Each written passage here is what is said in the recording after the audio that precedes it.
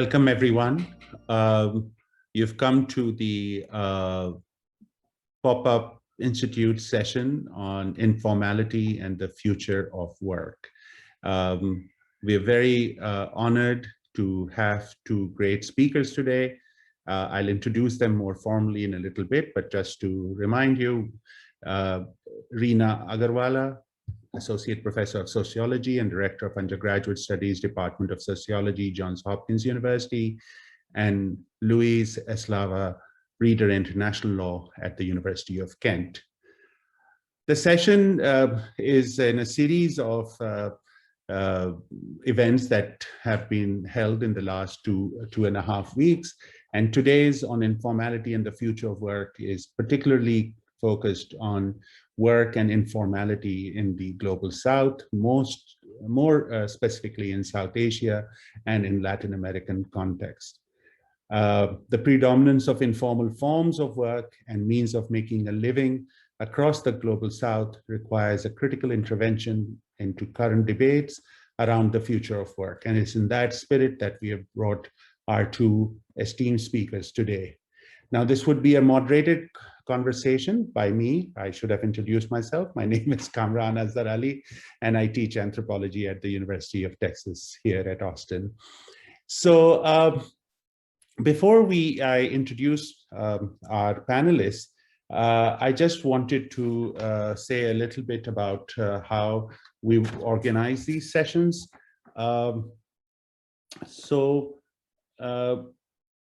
Of course, Lisa Scarborough, who's helping us here, keep on admitting people who are in the waiting room. And of course, the recording has started. This is a recording session. All of you should know this, a recorded session. So it's not a webinar, it's a Zoom meeting, and which means that all audience members have the option to have their cameras off. Cameras and mics off and on. We would prefer during the presentation that you keep your mics off. If you want to keep your cameras on, it's just it depends on you. We don't mind that, but definitely keep your mics off.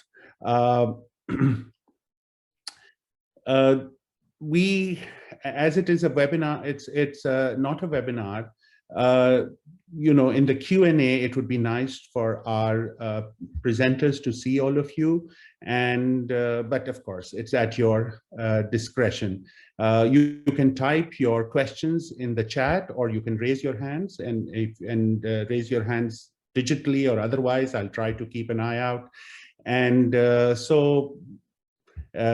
yeah, I mean, we'll do our best to include all voices. And if by any chance I'm not calling on you or I'm not reading the chat, please raise your voice, holler, wave, and others will notice. And so, sometimes we as moderators can be a bit obtuse about these things. So that is some of the things that we would like to just remind you. Of course, it's part of a broader pop-up institute, and we're also being tweeted and live broadcasts. So having said that, again, welcome. We have two speakers. I will go with the first speaker, Dr. Luis Eslava, who's the Reader in International Law at the University of Kent. Luis Eslava's work brings together insights from anthropology, history, and legal and social theory. His work focuses on the multiple ways in which international norms, aspirations, institutional practices, both old and new, come to shape and become part of our everyday life. And he argues that there are he pays close critical attention to the co-constitutive relationship between international law and life down there, the international law up there and life down here. Today, he will talk in the context of informal work, perhaps also in the times of COVID, and his larger CV, both CVs or the bios would be uploaded in the chat. So, and our second speaker today would be Professor Rina Agarwala, who's Associate Professor and Director of Undergraduate Studies at in the Department of Sociology at Johns Hopkins University.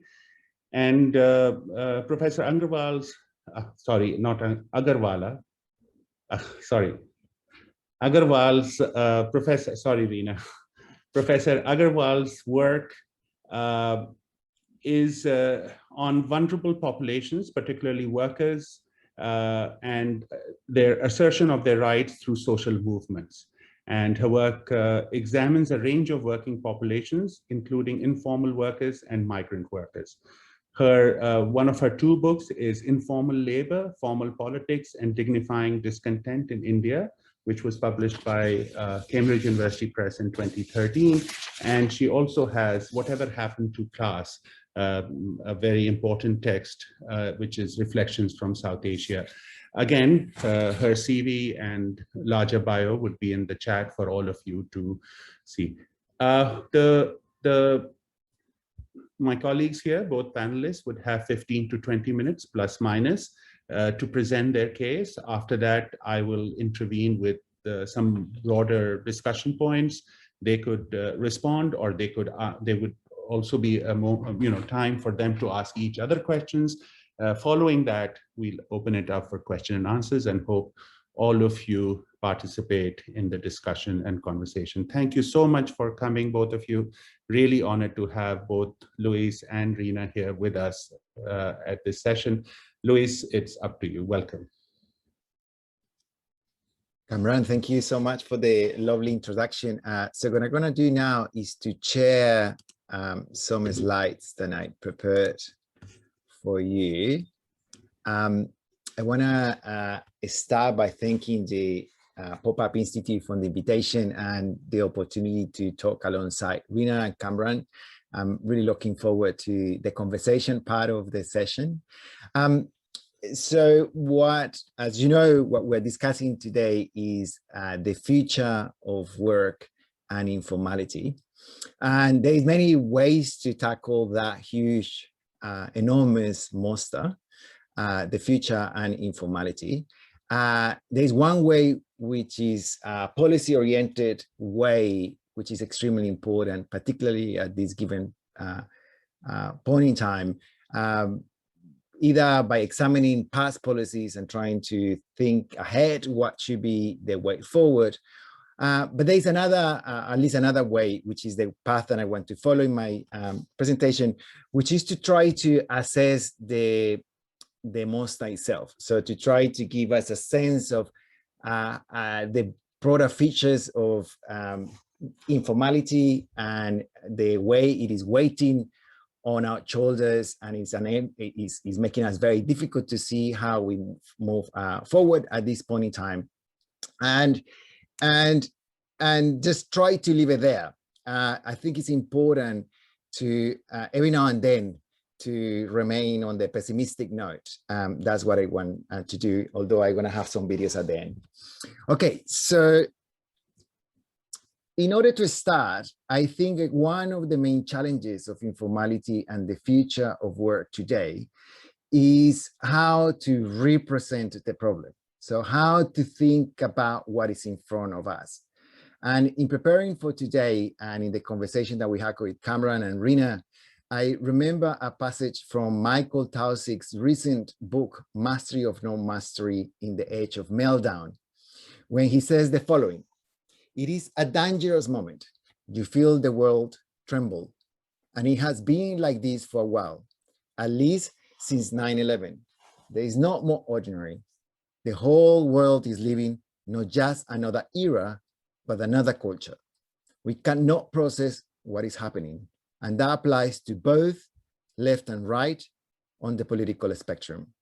And here is the punchline of the paragraph: "As the end approached, the dinosaurs must have had the same problem of representational inertia." I think we are in the same predicament in relation to informality and the future of work. So to tackle a little bit this problem, or start tackling this problem, with a group of colleagues, we have been conducting a project on the impact of the pandemic on informal workers.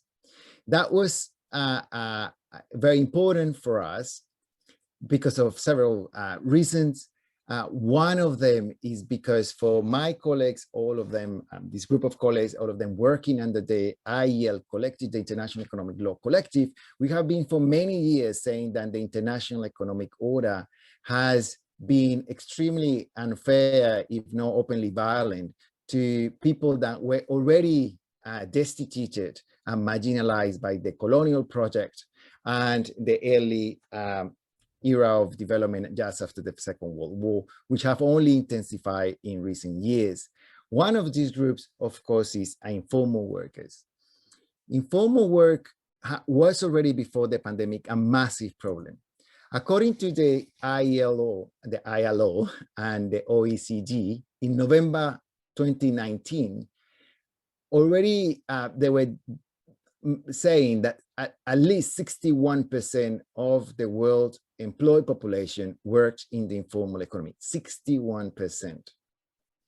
Now, even though for many years we have had interventions by many institutions, both at the international and domestic level, to solve the problem of informality, that problem hasn't ameliorated, has reversed slightly in some places, but have basically remained the same, and it is becoming an even bigger problem as the capacity of national economies to offer employment has been disappearing, amongst other things, because of the process of automation and the financialization of the economy.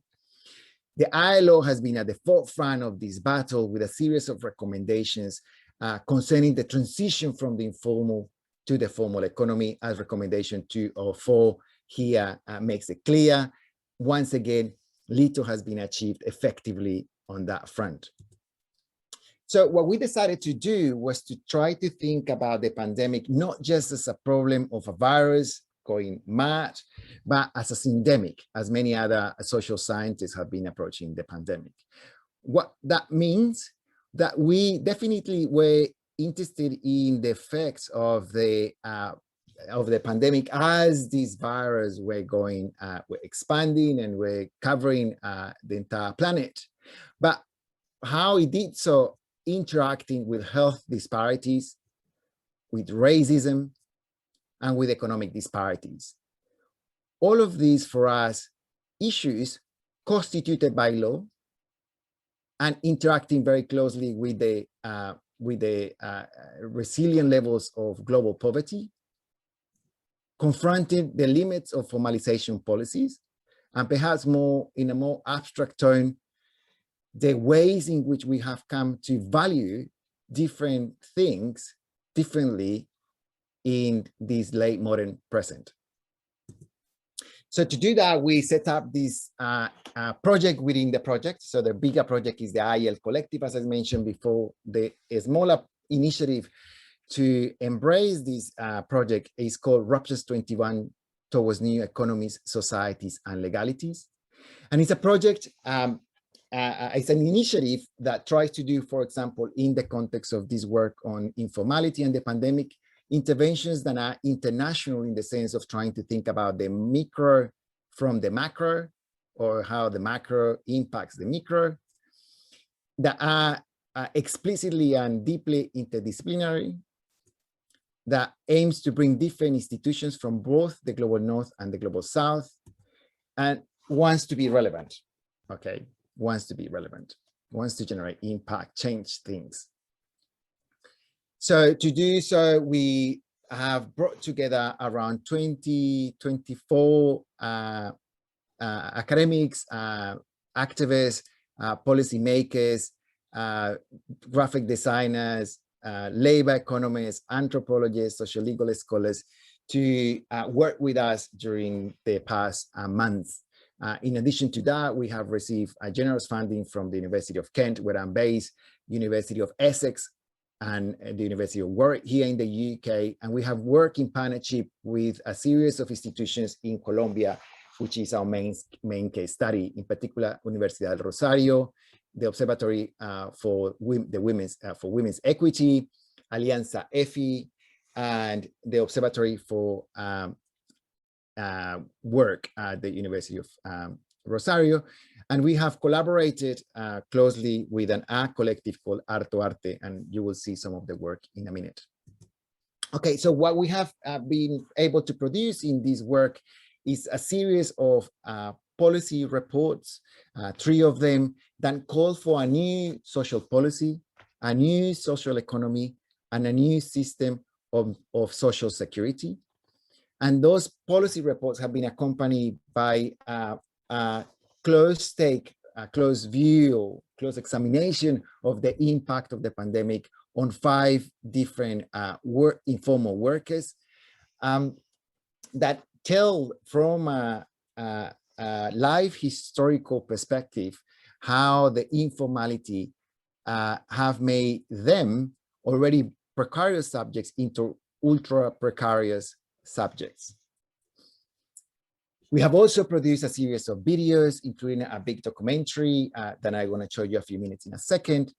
But before I do that, I want to just summarize for you what are the main lessons that cut across these policy reports and these life histories and the audiovisual materials that we have produced. So the first thing that runs across all of these different products of our research is this idea, once again, that we need a new modality, a new form of representation, a new way of talking about informal work that does representational justice, as some authors have come to call it, to the following things that are also running across our products: that informality is the norm and formality is the exception, which is an obvious point, even for the OECD, the International Labour Organization, for the World Bank nowadays after the pandemic, even from the IMF. But that is still challenging for the people that design public policies, both at the international level and at the domestic level, and for the general audience. Once again, informality is the norm and formality the exception.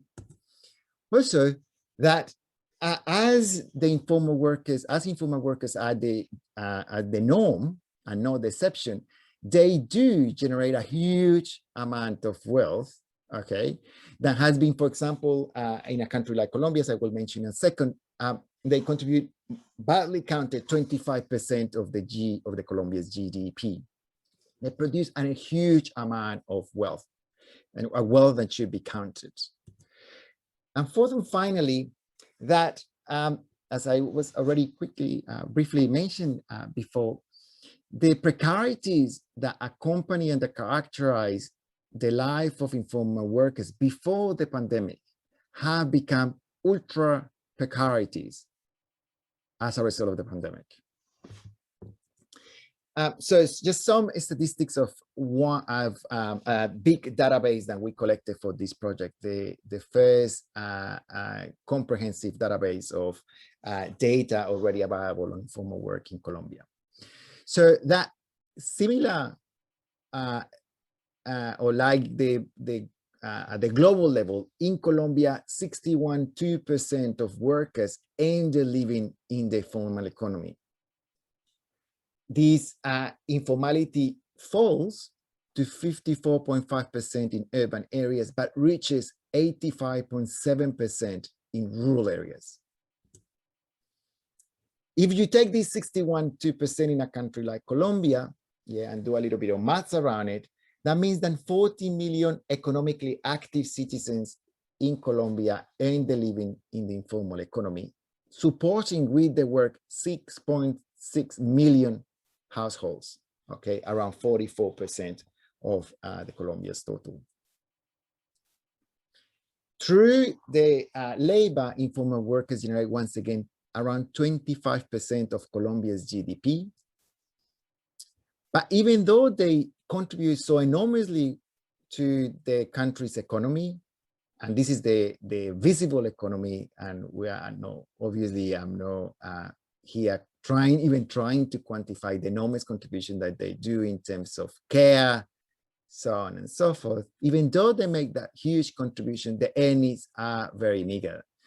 76.6% of informal workers in Colombia earn less than $10 per day. And this is important because $10 have been confirmed by international institutions as what you require to live a dignified life in the 21st century. 76.6% of informal workers. Now, of those 76.6% informal workers earning that little, 16.22 and less than $1.90 per day, which means they live in extreme poverty. This has accelerated over the coming months. Recently, the National Department of Statistics of Colombia, which is actually pretty good and does an excellent job regardless of all the limitations, they have confirmed that the pandemic have had, as you can imagine, a massive impact on everyone, and obviously more on informal workers. Today in Colombia, 42.5% of people live in what they call monetary poverty, which is just around $3.20 per day, 42.5%, and 51.1% in extreme monetary policy, which is around $1 per day, $1, not even $1.90. Just let that sink in, 42.5%. Which means that in Colombia today, 21,500,000 people are monetary poor, and 7.5 million are extremely monetary poor. And then I just made the English translation here. It doesn't sound very attractive, but just to follow the language that is using by the National Department of Statistics in Colombia. And as the pandemic has progressed and it has destroyed the already fragile economy of everyone, and especially of informal workers in Colombia, they have been also dying disproportionately. And the disproportion is not necessarily, and this is interesting, because the virus is more lethal on poor people. In the case of Colombia, the virus has been quite democratic. It has been killing people in all the different strata in which the Colombian society is divided in order to allocate resources. We divide, for many complicated reasons, Colombian socioeconomically is divided, or statistically divided into 6 different strata, the 6 being the richest, the 1 being the poorest. And the virus has been killing everyone democratically. But in a country that is so poor, in which the virus have created so much damage, the people dying are, of course, the poorest, okay, in an already poor country. If you add the 1, the 2nd, and the 3rd strata, the poorest to the middle one, around 89.6% of the COVID deaths have been on that section of the population. And it is important because Colombia today, per million inhabitants, is in worse position than India. So just imagine the size of the wreckage. Now, just to go global for a second, the story that I just told you very quickly in the past 15 minutes is a story that it is just not unique from Colombia, sadly. Okay, it is a global story. So what I brought you here is a very famous graph to understand the situation of the global maldistribution of resources, otherwise known as the distribution of population between different poverty thresholds. And what the graph does is to take the entire global population and divide up the global population in different brackets depending on their income, starting with $1.90 per day, which is the international extreme poverty line, going to 320, 550, 10, and above 10. And 10, remember, is what you need in order to live a dignified life in the 21st century. 190 is you're in a very bad condition. So what we can see is that in this graph is that extreme poverty has been dropping. This is before the pandemic. That has, we have gone back at least 10 years of that, but it has been dropping. But if you take the brackets 320, 5, 10, 10, Basically, we live in a poor world. Around 60 to 70% of the global population is poor, okay? And most of them only are able to subsist thanks to the informal economy. So what I'm going to show you now in the first 3 minutes of the documentary that we have produced as part of this project. And if I have a chance, I will show you a couple of extra images.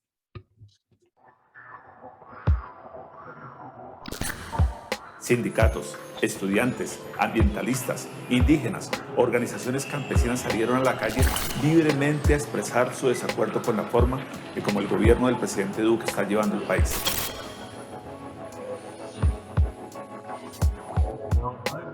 Aplicaremos un aislamiento preventivo obligatorio para todos los colombianos.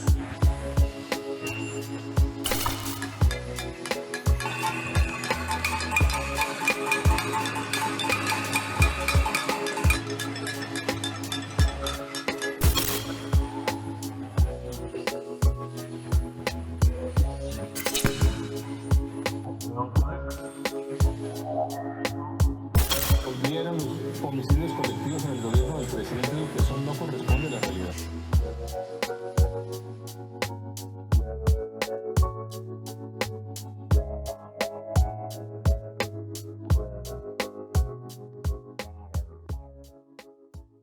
Porque está pero, oigan, que eso pasa de Michelada, abría Michelada. Necesita como la mía. Oiga, vea, patilla, 1.500, a 1.500. Uno salpicón, vea, delicioso mandarinazo.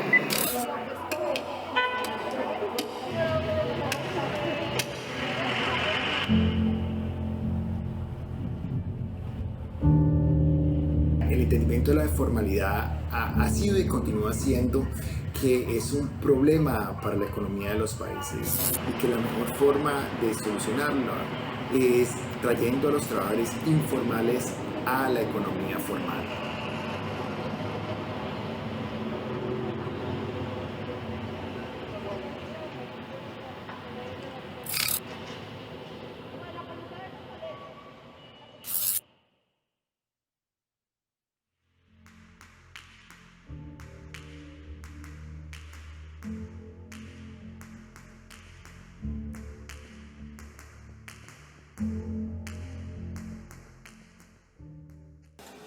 Llegué aquí a Bogotá a trabajar en casas de familia interna desde la de 10 años. La situación y el desempleo pues me llevaron a trabajar en la calle. Soy madre de 4 hijos, 3 hombres, 1 mujer. Todos somos recicladores. Soy activista, defensora de derechos humanos y trabajo por los derechos de ciudadanos habitantes de calle y mujeres trabajadoras sexuales. Soy partera tradicional y a la vez soy auxiliar de enfermería. Tengo experiencia de 30 años. Yo soy mujer lideresa que siempre estamos al pie con las instituciones reclamando nuestros derechos. Nosotros decidimos tomar como criterio para medir la informalidad en Colombia la afiliación o no y la cotización o no al sistema de salud y pensiones. Ahora bien, los trabajadores informales, si los entendemos como aquellos que no tienen la capacidad de contribuir a sus pensiones y al sistema de salud y por lo tanto están por fuera de ellos, son trabajadores especialmente vulnerables en todos los momentos, pero especialmente cuando se enfrentan a una pandemia como la que nos estamos enfrentando en este momento.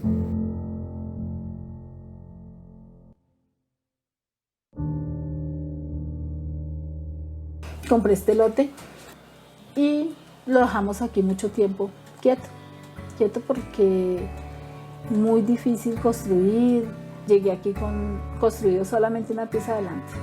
Bueno, acá normalmente entre semana yo vengo solamente a hacer de comer y no voy para la bodega porque también salimos a reciclar.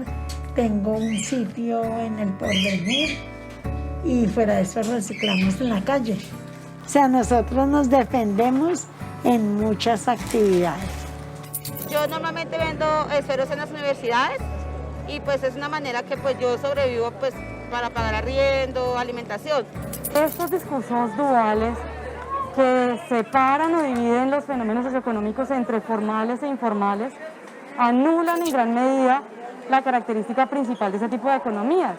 Estas economías por sí mismas son enormemente heterogéneas y son muy diversas. Cuando uno incluye en el solo cajón de la informalidad a todas estas expresiones de la economía, lo que hace es que anula toda la posibilidad de entendimiento de lo que pasa allí adentro. Una teoría común dentro de la literatura económica es que la informalidad es de baja productividad y eso ha llevado a que se invisibilicen los aportes que hace en términos de crecimiento, en términos de generación de empleo. Es la principal fuente de empleo en el país y pues hay que reconocer que todas las personas que trabajan en el sector informal están pagando impuestos y están haciendo contribuciones al crecimiento a través de esas cadenas de valor. Entonces eso es lo que está llevando a que el sector, lo que llamamos el sector productivo, en últimas esté siendo subsidiado de una manera por el trabajo informal.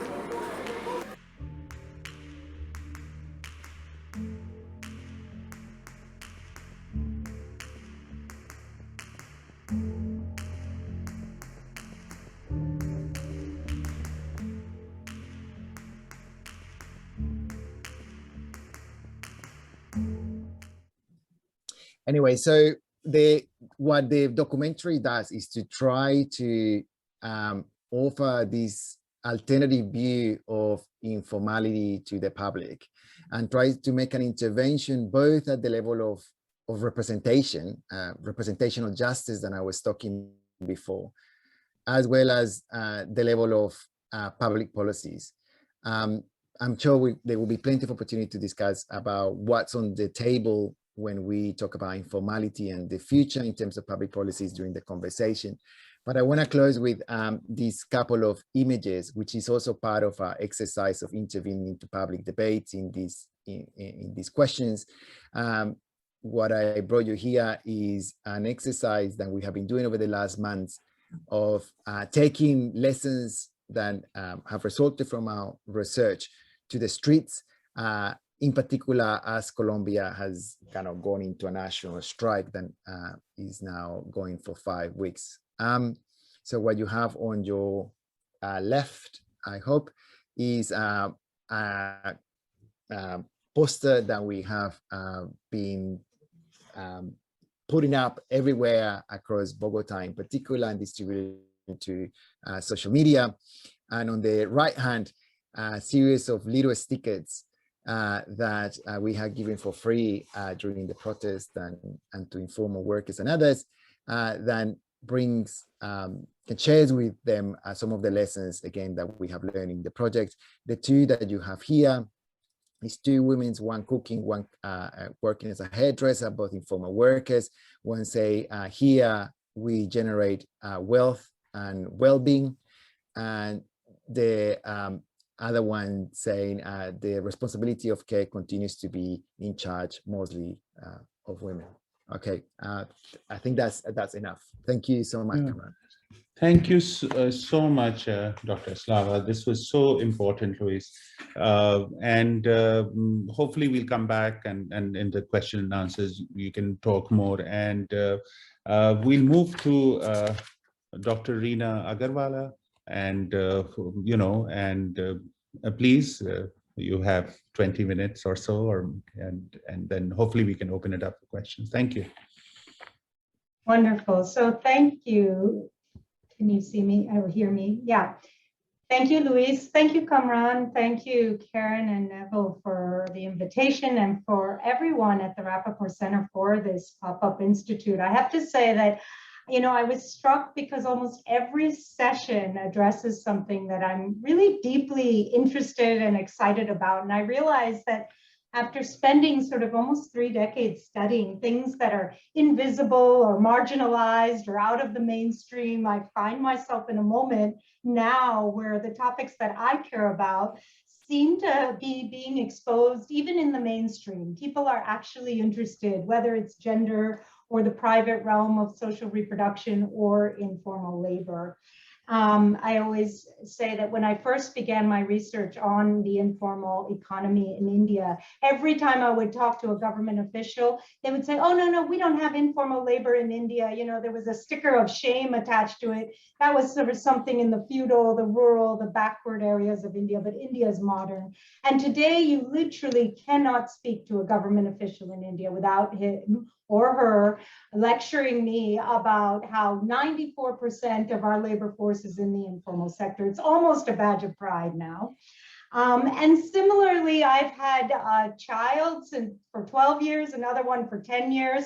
And I can say that never in my professional setting have people asked me about the social reproduction challenges I might be having, or the kids, or any of it. And now with the pandemic, it's sort of a daily check-in on how things are going at home and etc. And part of me thinks, you know, is frustrated. Well, where has everyone been for all these years? The informal sector, as we know, in the global south has been there for centuries, and now that it's unexpectedly rising in the north, suddenly people are noticing it. Precarity is sort of a household term now. Similarly, challenges of social reproduction, of course, have always been present, but now that Zoom has brought the lens into our personal sphere of the home, it's somehow legitimized to have childcare issues. So on one hand, I will mourn the past of invisibility, but on my other side, speaking about pessimism and optimism, Luis, I think this is exciting. This is an exciting moment for all its horrors that are happening around us. I think the emperor's clothes have finally fallen off, and we, as in even the elites, seem to be ready for a change. And that's exciting. Of course, the question remains, what will that change look like? And where will it come from? Will it come from the left? Will it come from the right? Will it come from the center? Clearly, past models are increasingly being discredited. I spent the first sort of 15 years of my work on informal sector, sort of trying to remind people that the 20th century social contract was not necessarily all great for everyone, and maybe a return to that is not the solution. It excluded and invisibilized a large swath of the world's population. But the question is now, what will the future look like? We obviously need something new. And for me, one of the most important places to look for future alternative models has always been actually existing political movements among workers. So I've always been very interested not only in informal labor, but in informal labor's politics. How are they organizing to improve their conditions? What is the vision they have for their own futures? And what, from my perspective, can we learn from their efforts?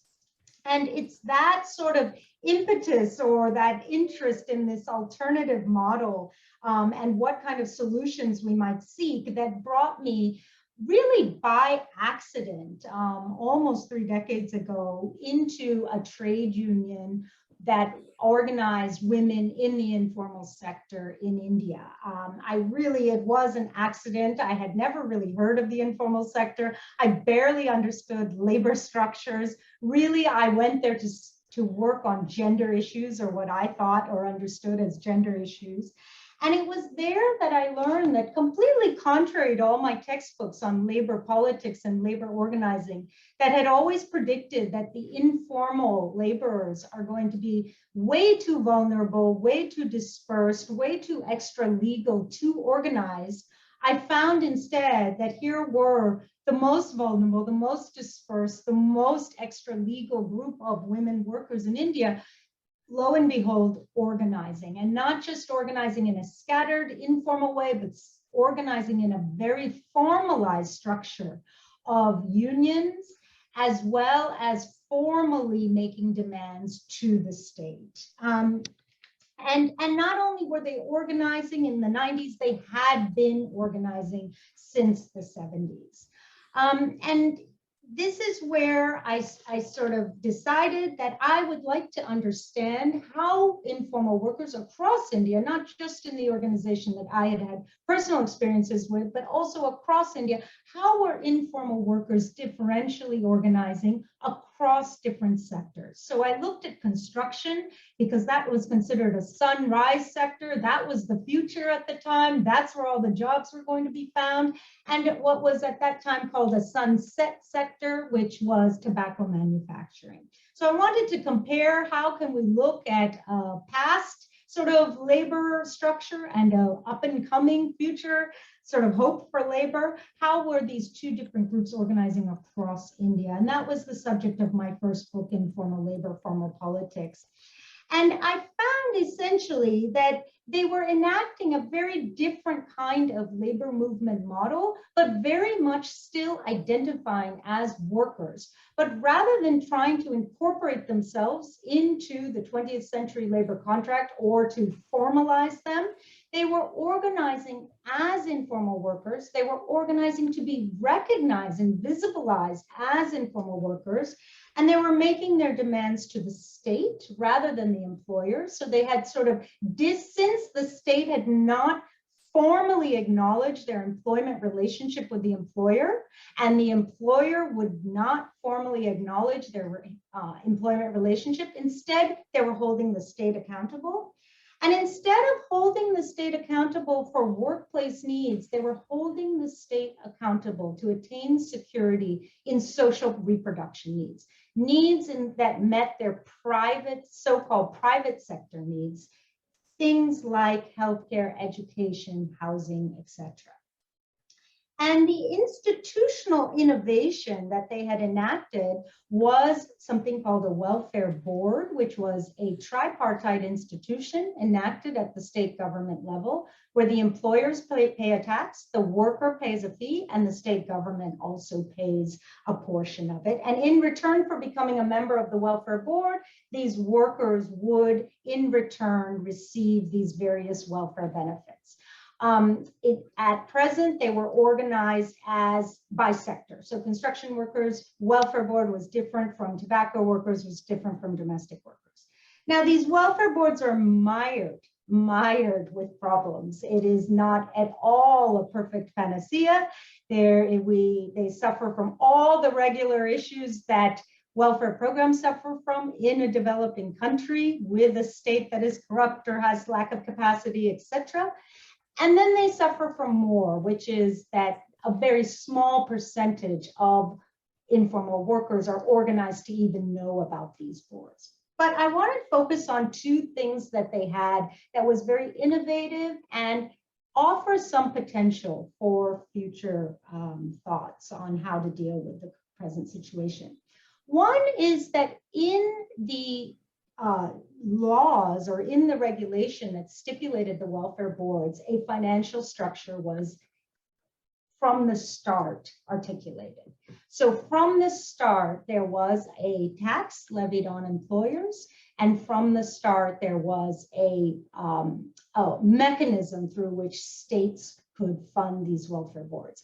That happened in the construction workers welfare board case. Subsequent welfare boards have lacked that financial structure and therefore have been even weaker.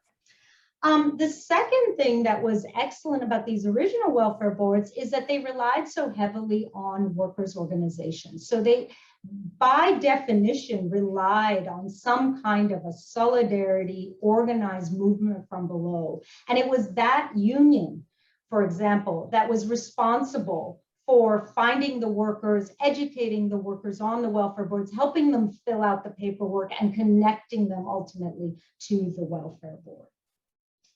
So these findings led me to my second project, which was, I wanted to see, I returned from India and I would meet people from the US, from Brazil, from South Africa, and they were telling me, you know, I think something similar is happening in our countries. Not quite the same, some similarities, some differences. And so a group of us became interested to see how are informal workers organizing across different countries? And is there any semblance of an international labor movement model that might look very different from our 20th century labor movement model that we're more familiar with, that also is mired with differences across countries, but somehow we have a sense of a global whole. And that was sort of the original impetus for this project. In this case, we looked at construction workers and domestic workers rather than sort of making a comparison of sunrise and sunset industries. We decided to make a comparison that was largely based on gender, with domestic work being predominantly female in most of these countries that we looked at, and construction being predominantly male. And we were very keen to include countries in the global north and the global south. And this was a difficult project. So of course, one question I have for Luis when he says his project is going to look internationally and interdisciplinarily, I would be very interested to hear how you're doing it, because I must say, for me, this was my first international comparative collaborative project, and it was humbling. It was so difficult to have basic conversation because you realize how different all of our understandings and definitions and laws and statistics and etc. are when it comes to informality. We would be having a 1-hour conversation, and only at the end of the conversation did we realize we were talking about 2 different things. My understanding of what a contract worker is was totally different from my colleague in South Korea, was totally different from my colleague in South Africa. So that was a very, very difficult process. But still, there were some similarities that we found across the board. And one of the most common themes, or the most sort of blatant theme that came out across the 7 countries in the North and the South, was that across the board, informal workers were not only fighting for a politics of redistribution of material wealth, but also a politics of what Nancy Fraser calls a politics of recognition for an emancipation. And that included all sorts of recognition, a recognition of what does and does not count as work. And when I say count as work, that has legal implications, but it also has public visibility implications. What does count as work? Is domestic service count as a work or not? Why was it the only occupation that was given an exception in certain countries' laws? Second, who counts as a worker? What kinds of bodies count as workers? What races, what genders? This is where we got into those issues. Third, what spatial locations count as work? In many countries, we found that the laws around labor regulations have to do not with the type of work and not with the person who is working, but the location of that work. So can a household be counted as a place of work? Can the street corner be counted as a legal place of work? Can the virtual sphere be counted as a legal space of work? Or should we even limit our regulations on work to space? And finally, what do we do with the standard employment relationship? For so long, all of our sense of security, our welfare, even our identity was so wrapped with the standard employment relationship. And I can say, even if many of us think of that as a model that was dominant in the North, it was definitely imported into many countries of the global South, certainly in India. And the question then becomes, speaking about the future, what do we want to hold on to the standard employment relationship as the main entry point for our security, for our social reproduction, for our welfare, or are we ready to let go of it? And I should say, for our dignity. Another key question that emerged for me in this project was what is known as the adding up problem. Is it possible for the whole world to have a redistribution and an emancipatory recognition, as well as a marketization? Many of us have studied for a long time that the impressive Scandinavian type social welfare states of Europe, not just Scandinavia, had an underdog that was able to subsidize that protected labor force. So what happens if we start protecting that underdog? What happens if we start recognizing that underdog? Can the whole world handle it? And that was what brought me into my third project, which is on migration. So we talk a lot about how the care crisis, for example, in the North is subsidized by importing invisible labor from the South. We talked a lot about how even manufacturing and environmental sort of debris is exported or outsourced out to the global south, while the global north can do more labor that is not only materially better remunerated, but also gives you more social hierarchy in services. We talked a lot about how these migration channels enable yet another sort of global inequality that is along the lines of labor.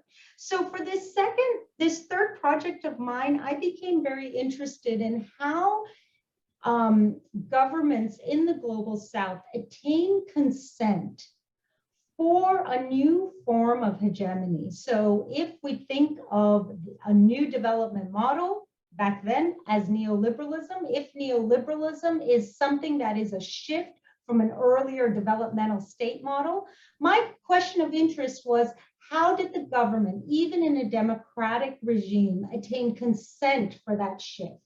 And the reason I was interested in it is because having studied and worked with informal labor on the ground in India, I saw a lot of resistance to it, a lot of impressive resistance. And I've talked about how even in the height of neoliberalism, India actually showed pretty impressive pushes from below and demands for welfare. We have the largest welfare program in the world and in history happening in India at the height of neoliberalism. So I sort of wanted to see neoliberalism as this sort of force from above with all its evils, but with its contradictions, that has a push and a resistance from below. And so I wanted to understand, even with all that resistance from below, how are we attaining this consent for a new hegemony? And in this new hegemony, one of the things that has struck me the most is that precarity or informality or insecurity is something that has become idealized. It is no longer something to avoid, not just at the bottom, but even at the upper echelons of the labor market. My own students, none of my students at Hopkins are sort of clamoring for what my father's generation clamored for, which was job security. Nobody wants job security. What they're clamoring for is a high pay and a high prestige. And that actually is in fields of high insecurity. So how did we get to a moment where social reproduction, the weight of social reproduction and the weight of security is all privatized? The ideal is now that in the public sphere where there is public responsibility, we will valorize insecurity, informality, and precarity. Now, what was interesting to me is what has come up in that moment of valorizing informality is a window of opportunity for informal workers to join forces with the government. So on one hand, informal workers have become more visible in Indian policy circles. They have, I don't know, Luis, if I heard you correctly, but if I heard you correctly, I think you mentioned that in Colombia, informal workers maybe are not formally counted. In India, they are now. They have been since 1999. They are actually formally counted in the National Labor Force Survey. They are attending, they're invited to a lot of policy circles to get involved in labor legislations. There has been commissions to study the productivity of informality. As I said, informality has been idealized and normalized.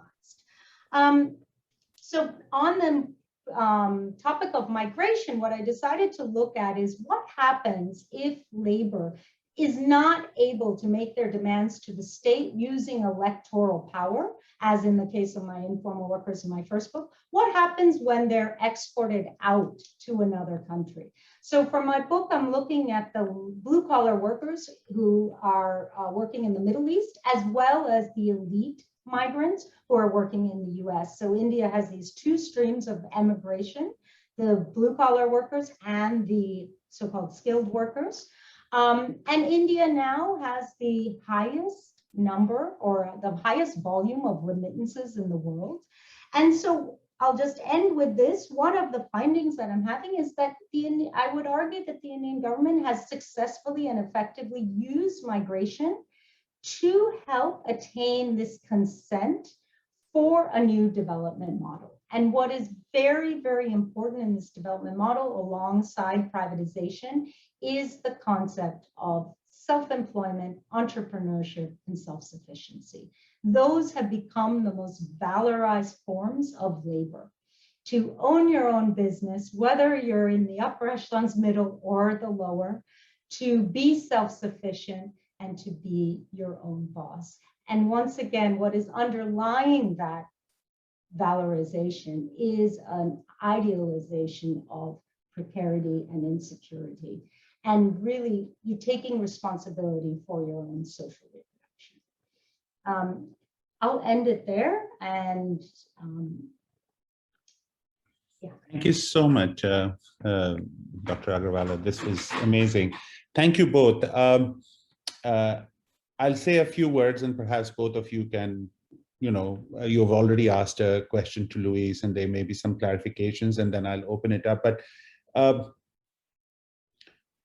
of course, there are distinct sort of case studies, broadly speaking, but there is very important overlaps. And one of the things that both of you suggest very clearly is that most of the workers in the global South are not in the formal sector.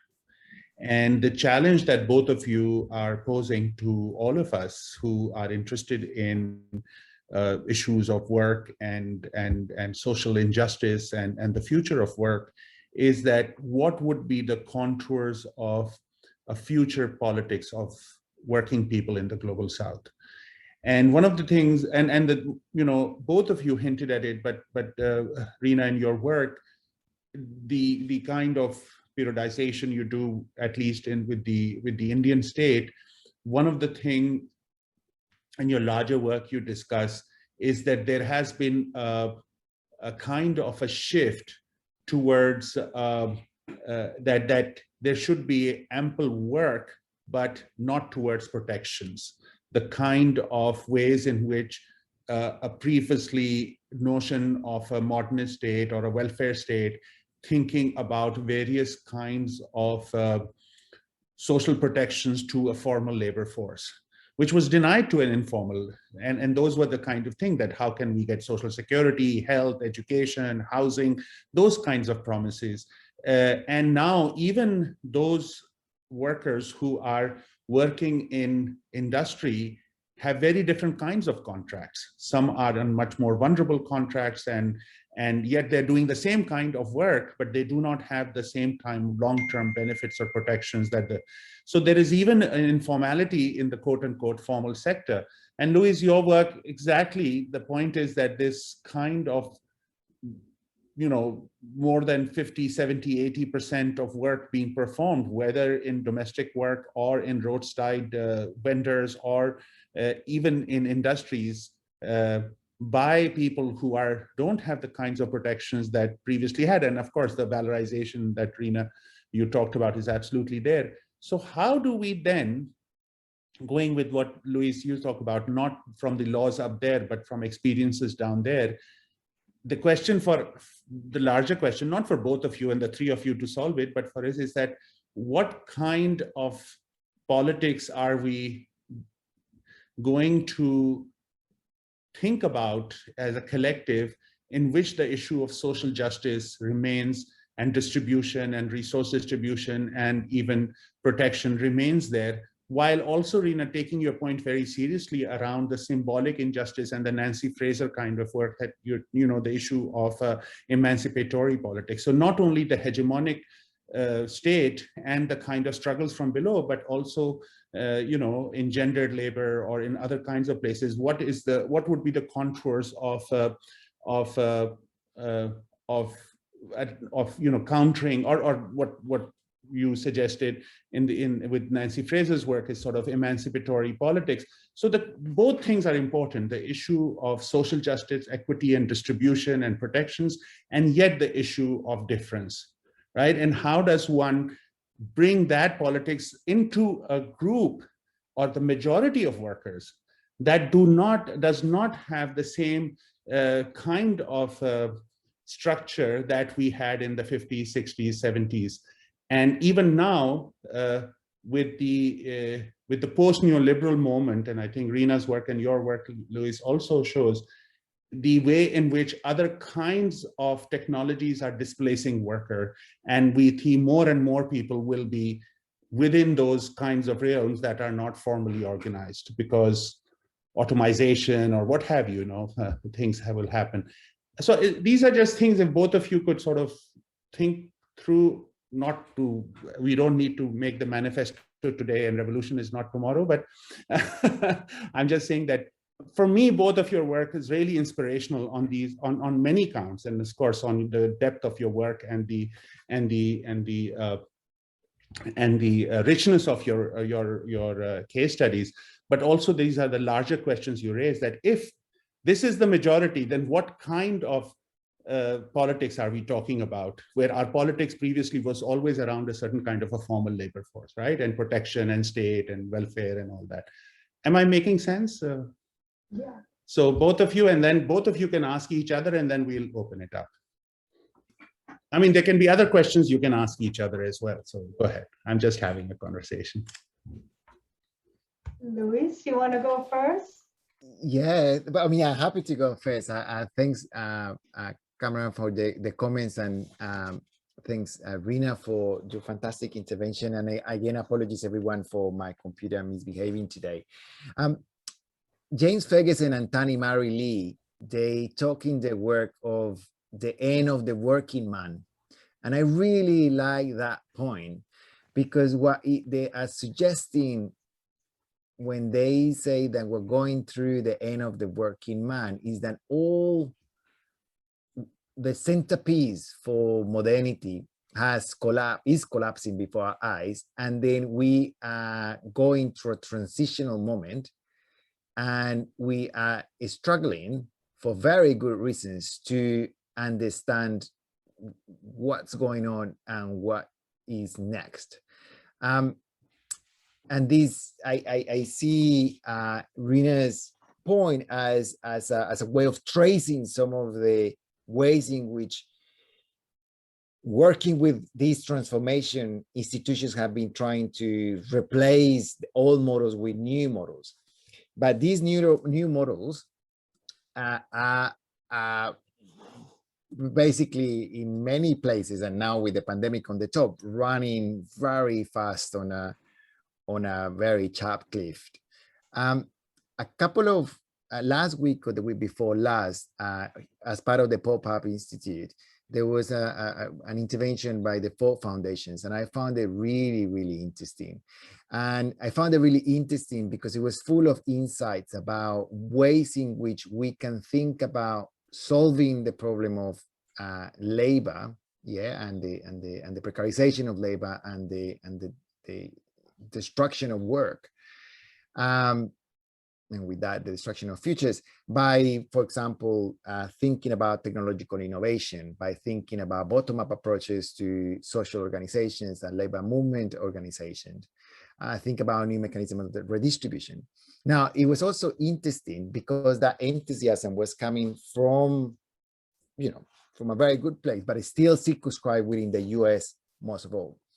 If we then abandon the global north and then think about this problem not just as a problem circumscribing particular domestic places, and especially from the north, and then we try to think about that now also happening in the global south, and then it's happening there in situations in countries that are already constrained by a particular kind of global economic order that don't give any chance to countries to do something substantively different, then the situation becomes really difficult. So just to be more precise, there's the question of fiscal capture.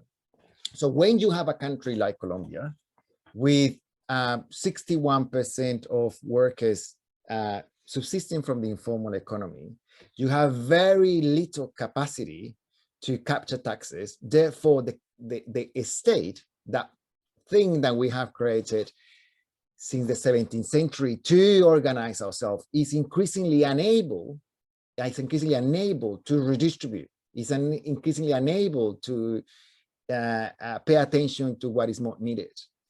So what we have then, it is a carcass increasingly unable to act while still serving as a channel to redistribute money upwards. Because if the state, that carcass, decides to infringe property rights, if decides to overcharge charges to the ones on the top, if decides to basically to revamp the education system, if decides to close the border in order to enable domestic reindustrialization, it will have those countries from the north coming and saying, you bad behavior actor of the international order, we're going to put you sanctions, you are too lefty, so on and so forth. So what you have then is this really dense reality, and that we cannot describe, that we cannot get a hold of. I think, just to finish my response to comment to Rina's really interesting final points about what has emerged is what we're dealing is really with the emergence of a new developmental model grounded on self-employment and entrepreneurship and the individualization of care. I agree with you. The drama of that is a very much a pre-Hobbesian model, the ones in which the strongest win, and there is no arbitrator. This is what is happening in Colombia. 5 weeks of a strike, and a strike that started very, very strong by many of those people that have been marginalized, by many of those informal workers. Energies were up in the first week, second week, third week, and then you have a counter-revolutionary movement. And then in the fourth, the fifth, surely next week in the sixth week, then you have those that have some capacity to control the state and benefit from the state really coming hard and crushing those energies from below. And these are the ones that are in that new developmental model in which everyone meant to be a self-employed and care for themselves are doing better in that game. Yeah.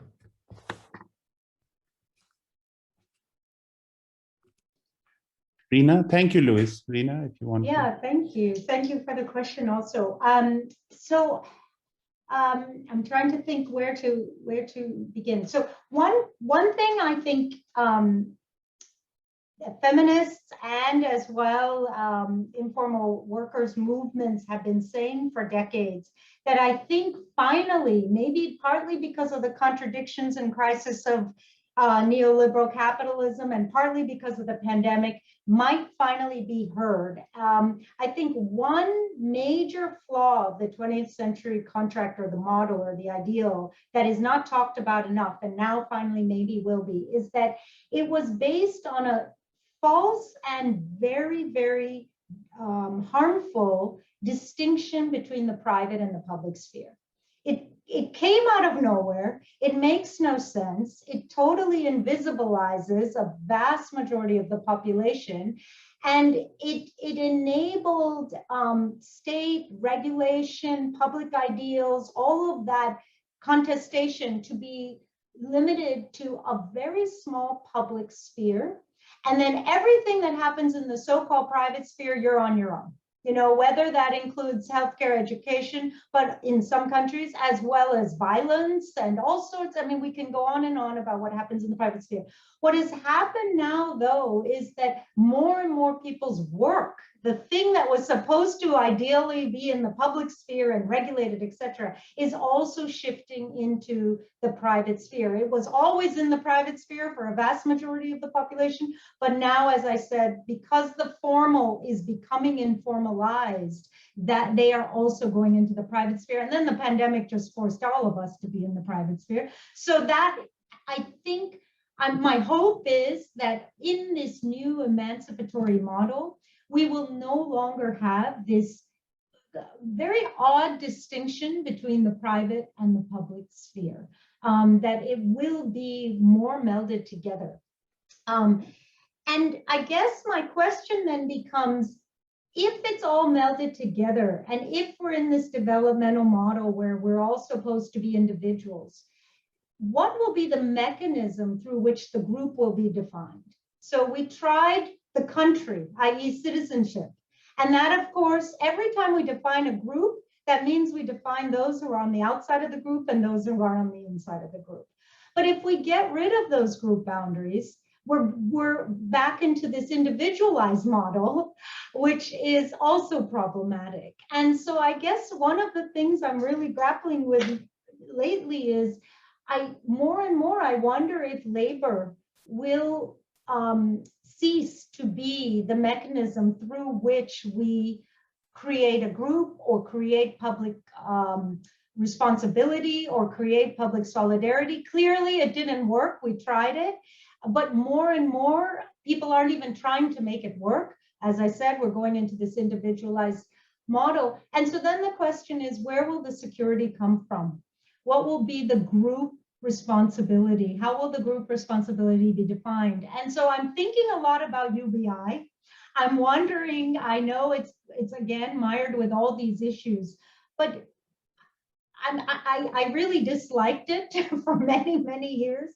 And I'm starting to wonder if at a global level, we could create some kind of individualized base point or security or commitment to an individual base point below which we will not allow any human to go.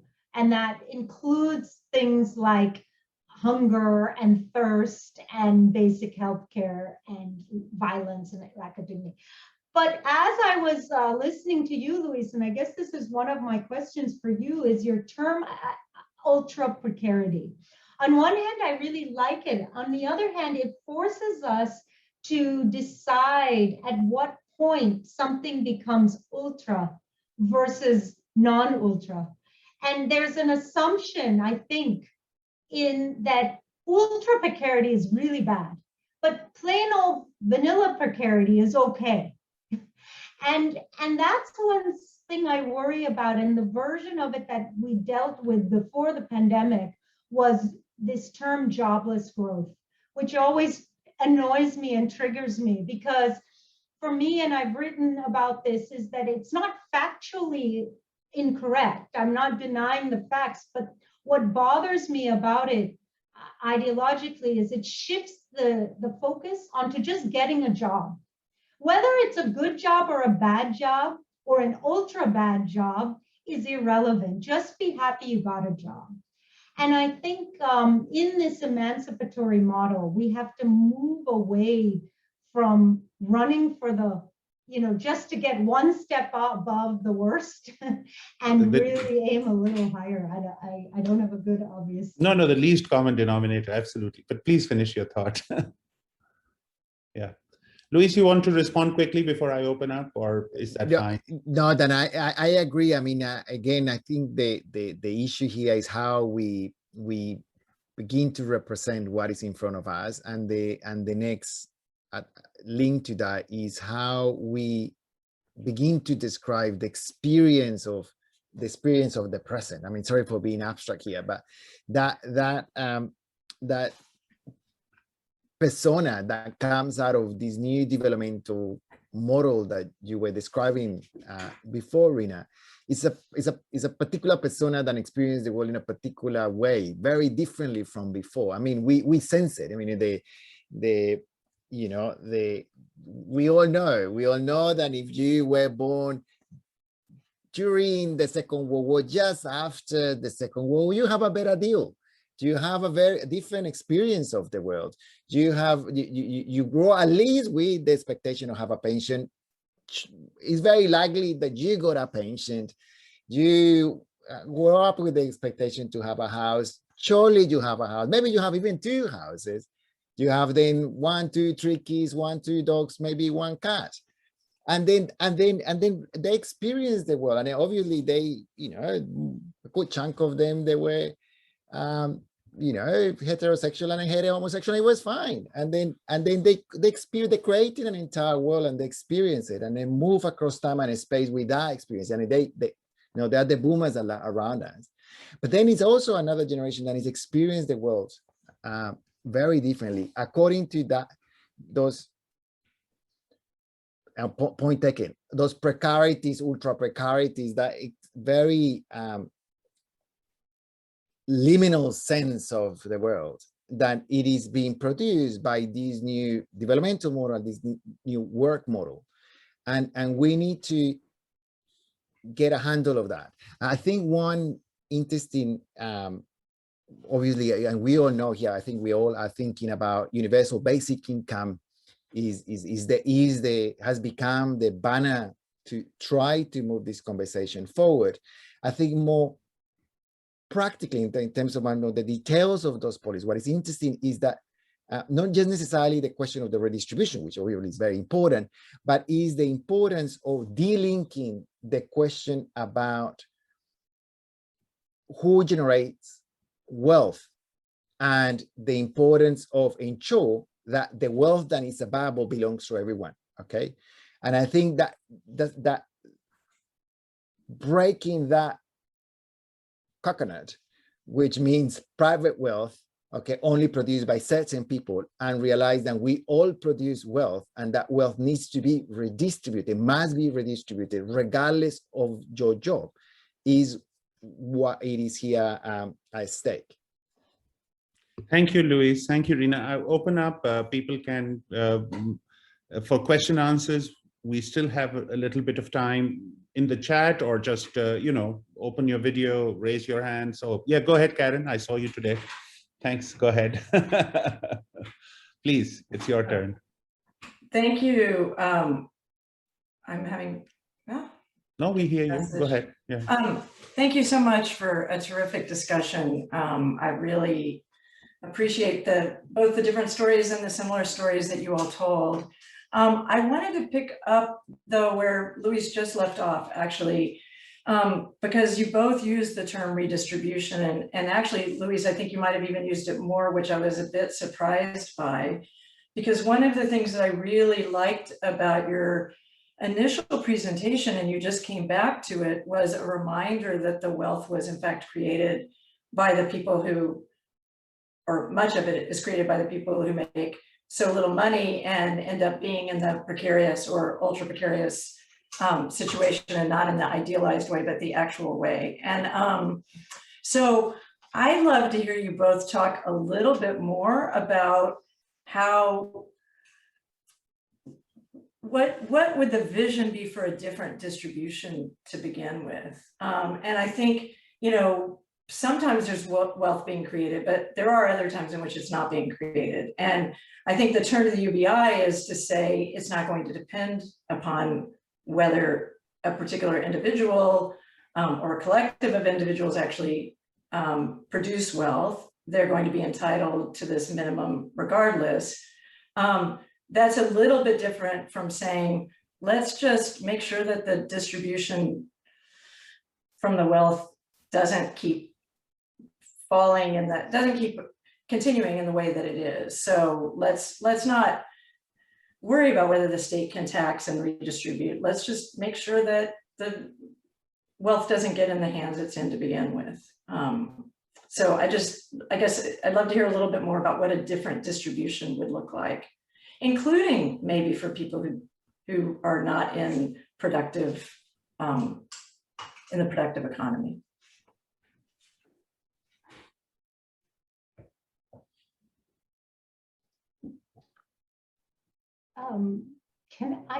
Karen, I thank you for the question. I just wondered if you could just clarify, because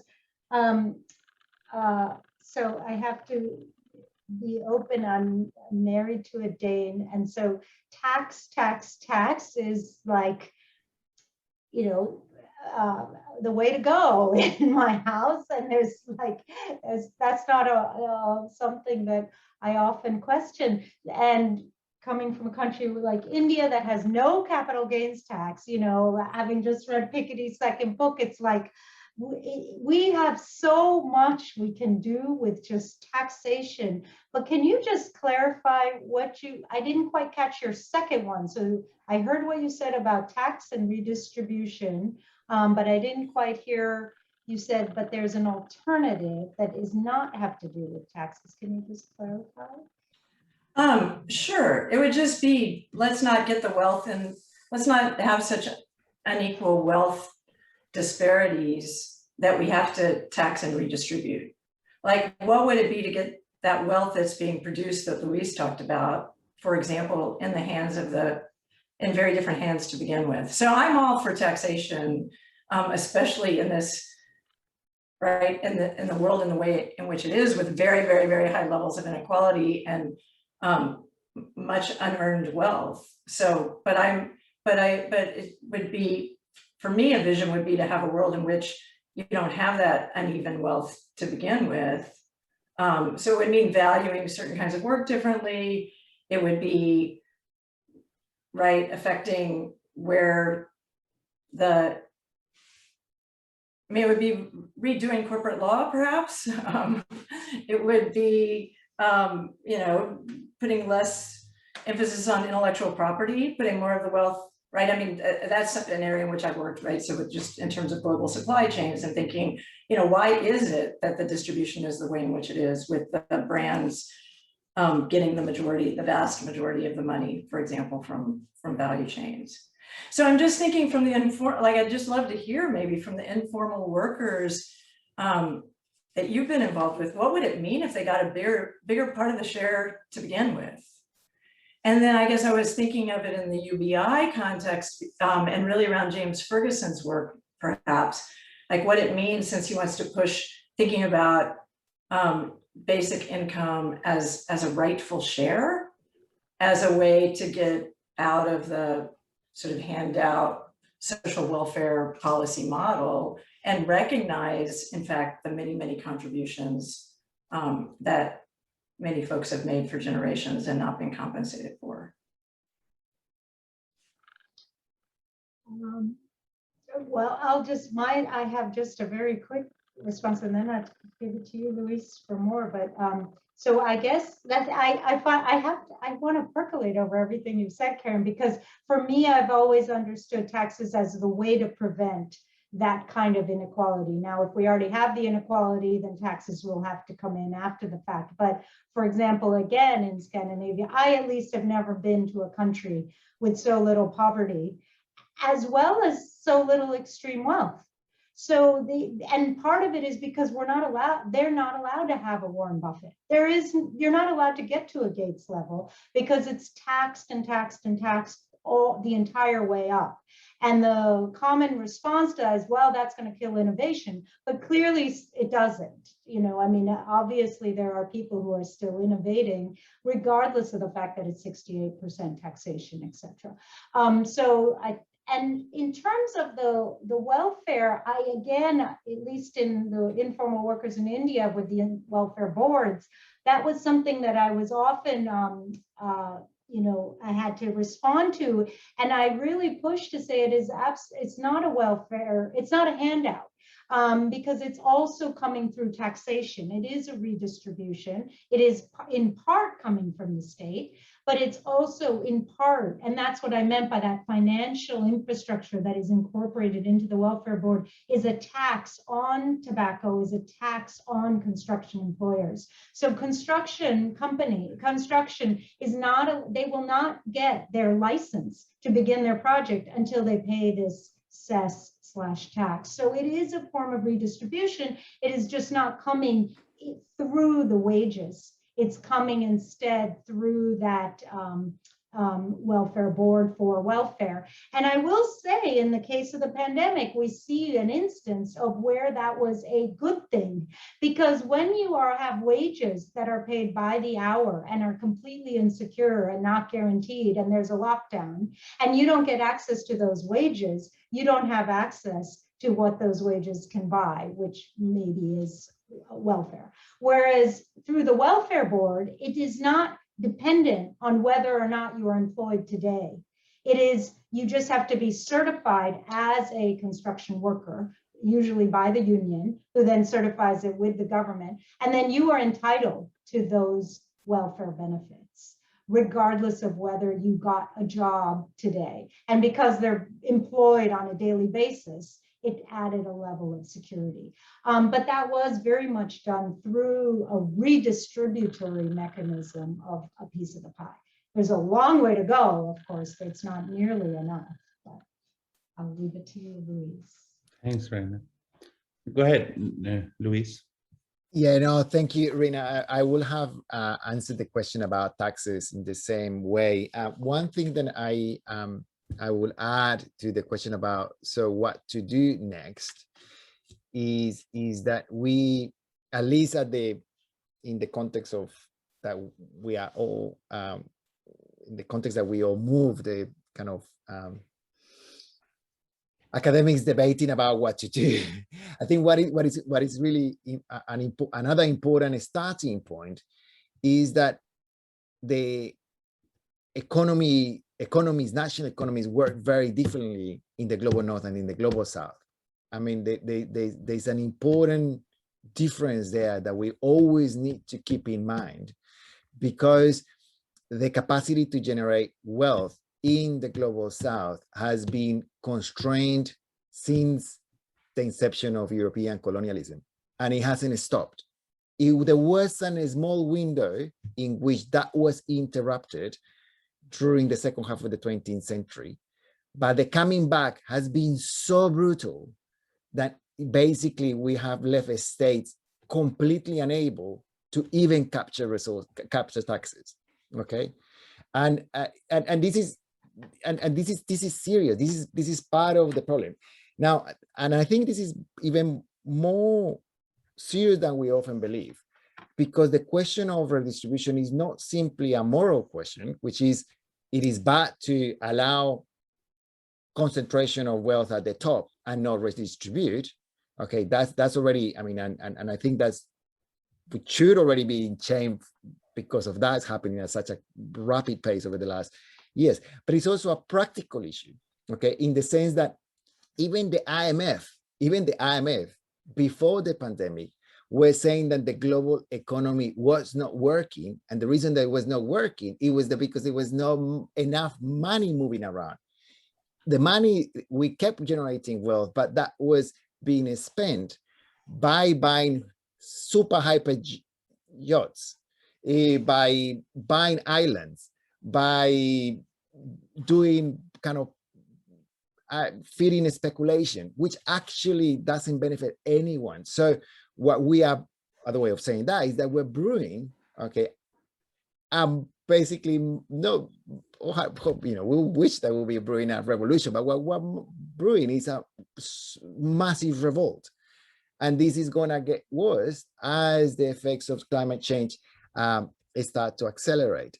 So I mean, sorry if maybe I'm too emotional here about it, but this is the current predicament. Okay, now just to summarize what I just said, it is important to think about the global south. It's important for practical reasons, and there needs to be an exercise of imagination and political will to move forward.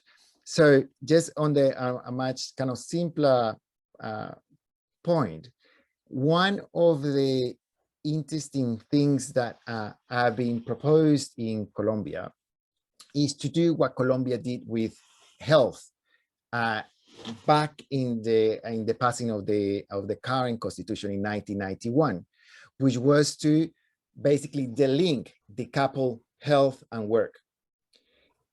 The history of Colombia had been always the history of health in Colombia since the foundation of the republic at the beginning of the 19th century, was to do things together, like it still happens in many other places. So if you had a right to work, had a right to health if you work, okay, and there maybe was a trickle that happens outside that through charity mechanisms. In 1991, one of the few effective progressive things that they compromised, apart from a beautiful list of human rights, okay, was to decouple those two things. What has happened is that Colombia, even with all the limitations, there's a right to health. Okay, again, not very good, but regardless of whether you work or not, you can access that. And I think that's a very kind of effective way to start to think about many other rights, or the fulfillment of many other rights and necessities. Yeah. Thank you, Luis. Thank you. We are almost, or we are out of time, but if someone wants to ask a question, there is one. Oh, okay, there's a thanks. Sharmila, anyone else wants to just very briefly even give a comment, and we can think about show yourself, put it in the chat. Karen, you don't have another question, friend? I'm being extra. No, then, I mean, people can stay back, and Rina and Luis, you're welcome to stay back a few more minutes, and we can say but right now, I just wanted to formally thank both of you for an amazing contribution, enlightening us, and for sharing your work. And I think this discussion will not end here, and hopefully we'll continue. I was thinking, Luis, with your reference to this state structure from the 17th and 18th century, and Rina, you're thinking about this individualization and what do we do with this. And I was just thinking about an earlier moment in the at least in the early 20th century onwards, where the worker was envisioned as stateless, or the rights of the worker were internationalized and universalized. And by the middle of the 20th century, and this is, I think, I take your point, Luis, that the kind of brutality with which international finance has entered nation states or countries, there was a moment in which, at least in my generation, we would talk about national bourgeoisie. The capital was national capital and comprador bourgeoisie, precisely for reasons of certain kinds of protections, and that kind of debate around the limitation of capital, the capital as a national capital and the international capital. There was a distinction, at least in the post-war moment, in certain nation states, and that was about ways in which a certain kind of a process in which through that, and India went through that kind of phase as well in the Nehruvian model and other places, in a way that national capital, as opposed to comprador, that old language, and that moment has passed. And I think both of you are saying that moment has passed, and a very different kind of, I mean, whether Harvey said it or not, the kind of way in which the flexibility and movement of capital has allowed for various kinds of reconfiguration of labor and labor regimes, and the vulnerability or precarity or ultra precarity, you know, the kind of ways that you, I mean, I was thinking of Lauren Berland's work on the kind of guarantees a certain, certain generation had, and all that has gone. So I really, myself, I'm sure my colleagues have benefited and really made me think in these tangential ways. I apologize for my wayward ways of thinking, but really thank you so much. And I hope we continue this dialogue, and thanks to the Rapoport Center and the Pop-Up Institute as well.